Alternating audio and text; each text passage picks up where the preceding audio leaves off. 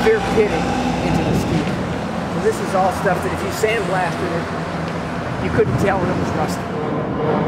But what you have to look for is to see if you're getting significant pitting into the steel. When the TV cameras come down, for example, they will film that, right? They will film sections where the steel has actually kind of rotted away. But that is not, but here is where you need to be worried about, is this steel right here.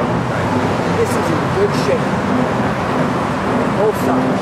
So what is actually going into the counterweight and is grabbing it, that is the thing that I take exception to in the Delcan report. They say is that you can't deal with pack rust, and that ranks up there with horse manure and other infiltration water to just blow away the pack rust, paint it, seal it. It's not a problem.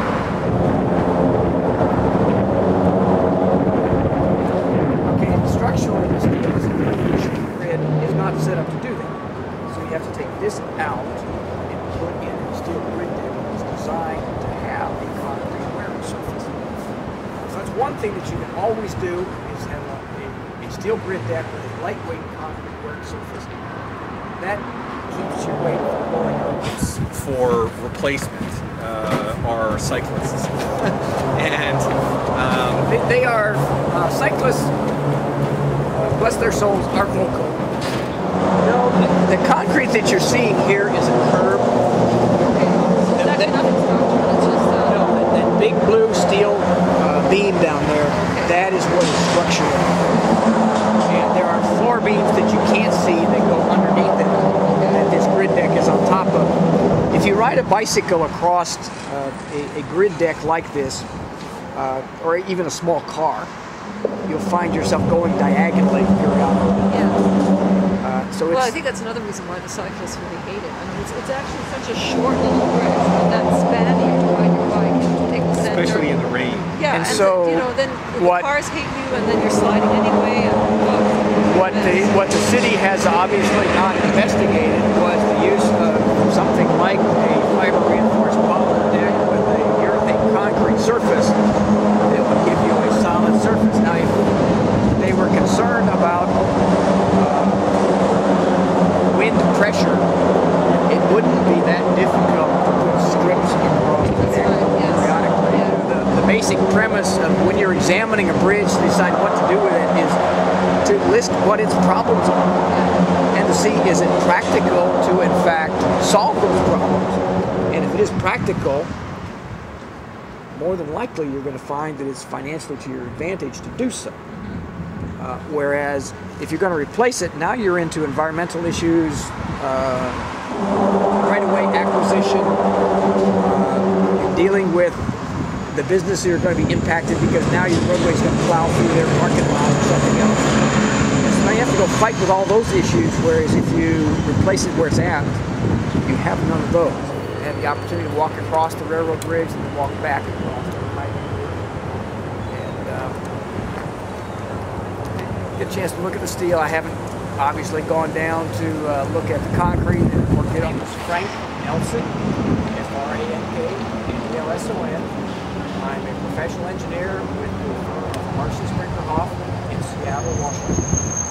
I spent 14 years with the Oregon Department of Transportation as a bridge preservation engineer, managing the overhaul and rehabilitation of about 26 different historic bridges.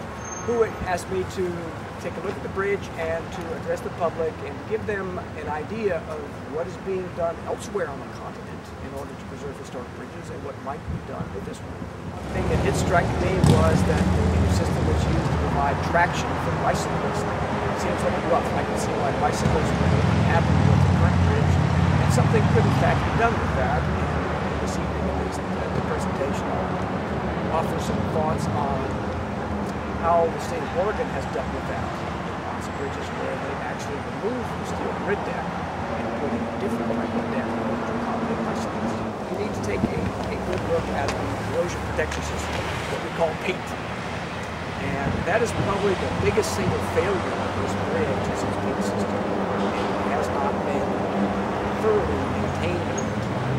Although, if you will look at the bridge, you will notice that there are some brightly colored blue areas where it has been repainted in recent years. So the department is doing work on the bridge, but it needs to do some more work on the structure. One thing I would like to say is that with regard to seismic issues, the seismic retrofit is always appropriate when you really start a bridge. Caltrans, the state of California, has set a very good standard with a two-step process they call phase 1 and phase 2. The first phase is to make sure that you don't have the bridge span that can fall off of its piers. And once you have taken care of those throughout, then you go to work on the substructure. Generally, the amount that it costs to replace and rehabilitate a bridge is a function of its length. A medium-sized bridge or complex bridge like this one is 3 times. It fixes far more problems by repairing them than by putting a lot of money into one structure like this. Would you say, in your expert opinion, that this is worth it? Restoring the bridge is worth it? I would say it is. One that comes to mind first is this is a one-of-a-kind bridge. It is the only example where Joseph Strauss did 2 of these dual trunnion overhead counterweight bridges, a heel trunnion bridge paired side by side. It's the only one of its kind. You all have a corner on the market. So when this bridge goes away, there won't be another one like it. Look at the bridge, though. I mean, you mentioned it. It's got some eyesores. I mean, there's a huge patch of rust here. You're saying that this is all just cosmetics, and that's a very good way to look at it. I wouldn't quite call it cosmetic. For most of us in the corrosion business, we've concluded that things are always worse than they appear. And this would be a bridge that I would have put money towards. This bridge defined Victoria as the capital of a new, upcoming province of a maritime nation. At the end of the day, you know, if they repair now and keep the current bridge as is, how long can it be? If you were to clean up the paint system, the paint system would last, you're in an ocean environment, probably a good 15 to 20 years. You would then have to repaint it. 15 to 20 years, you would have to repaint it. I would not try to hide from you the fact that there is continuing work that is required. But the cost of painting that bridge, particularly once you remove the lead paint, and now you have a urethane or epoxy paint system on it, which is much easier to deal with, then it becomes less costly, less difficult to do.